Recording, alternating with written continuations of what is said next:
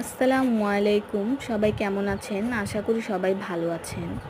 তো আজকে আমি কিছু কথা বলবো, সেটা হলো আমি ইউটিউব চ্যানেল সবেমাত্র খুলেছি। ২-৩ দিন হবে এরকম। আর এই ইউটিউব প্ল্যাটফর্ম এরকম একটা জিনিস যেখানে আপনাদের সাহায্য ছাড়া কেউই এগিয়ে যেতে পারবে না।